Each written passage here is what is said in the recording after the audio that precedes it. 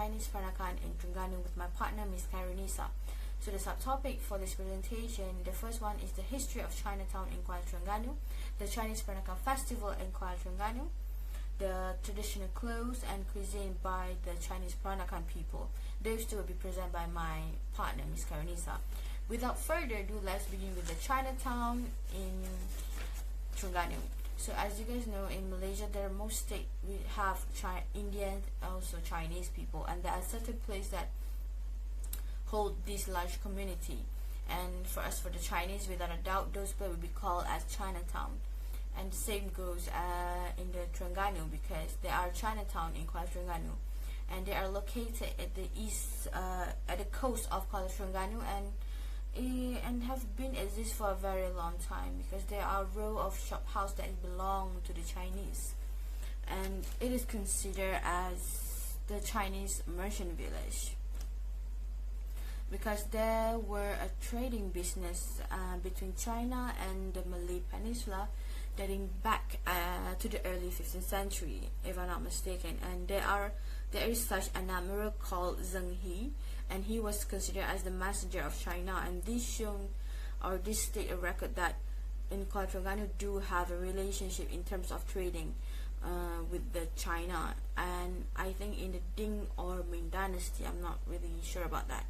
And with that, we know that this particular community, this Chinese community in the Chinatown, Kuala Terengganu, are indeed played a part. They also played a part in the state of cultures and tradition. Next, we'll be proceed to the Chinese Peranakan Festival in Kuala Terengganu. So I believe that today's generation, they don't really aware or realize of the Chinese Peranakan people, but they have to know that they also play a role in the harmonious relationship between the Malay and the Chinese in the East Coast state, and they have been called the Mek and Awang in Terengganu, but in Malacca they are more known as the Baba and Nyonya. But other than that, they are also called the Cheng Muang Lang in community in Terengganu, and they have been existed for a very long time. Also, I believe in the 14th century in Terengganu.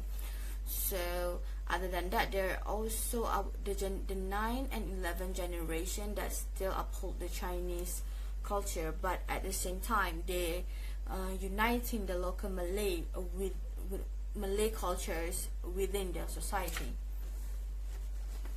So and so to get a better view what is Peranakan, I believe that Peranakan, they are referring to the migrant community who have assimilated with the Malays over many generations, and I believe this is through the intermarriage.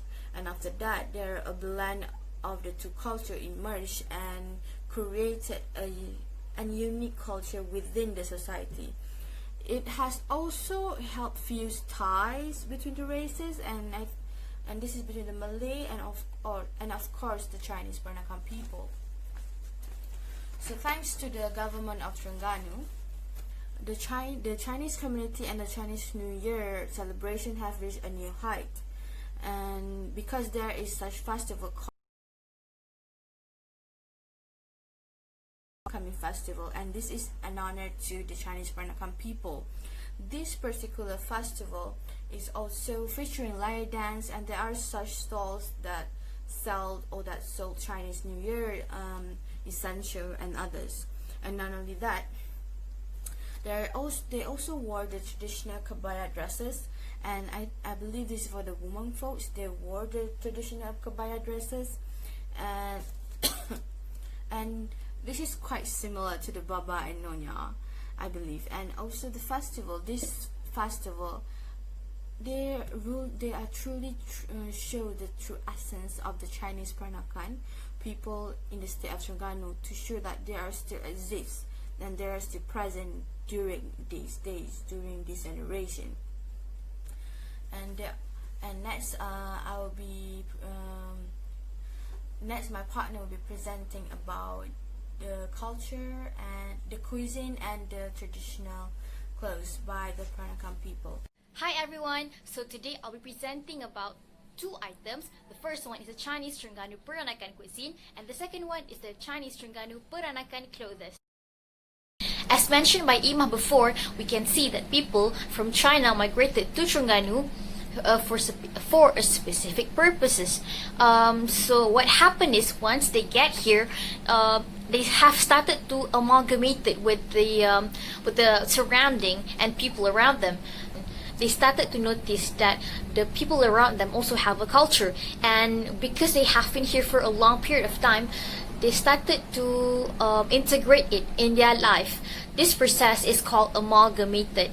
So they have been amalgamated in so many aspects, especially in the art of cooking. So when it comes to food, there is no culture constraint where there is no limit of what you can do and what you should do.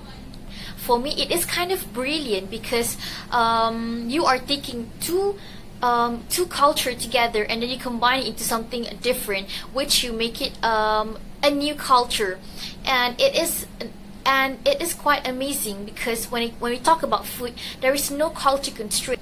There are so many Terengganu Chinese peranakan cuisine that I found, but I would like to take the one that is really easy to make, and probably you can make it on your own. One of them is called Khairunnisa. The meaning of it is the salt fried chicken. Salt fried chicken is really easy to make, and you can eat it either with rice or you can eat it on your own. It is it has that kind of, it is brittle and it is flossy. I have prepared a video on how to make Khairunnisa. It is really easy to make, but I have been using just a small portion of the ingredients. It is because I'm afraid that it will not turn out good. So here's other videos.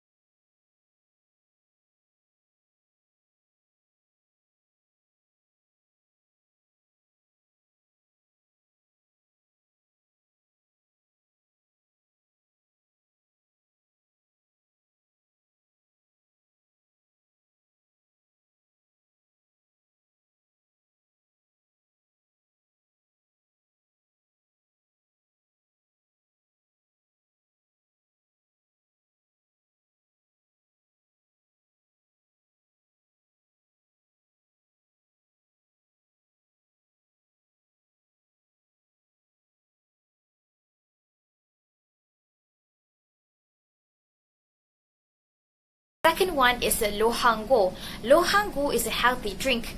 It has been practiced by the older people of Chinese Terengganu Peranakan.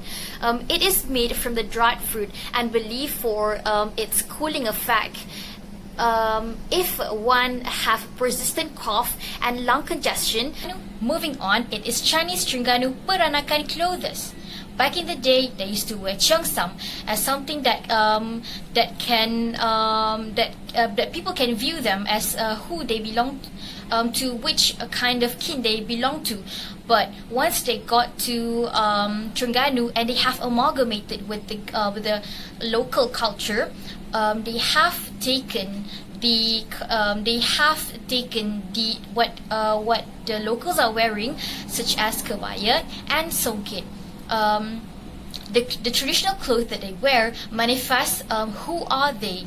Their clothes are mainly consist of two things. The first one is the kebaya, and the second one is the songkit. The kebaya is usually worn by people back in the day. Well, songkit is a skirt that is wrapped around your waist, and it is embroidered with it is being decorated by the decoration of flower, and the same thing goes to the kebaya.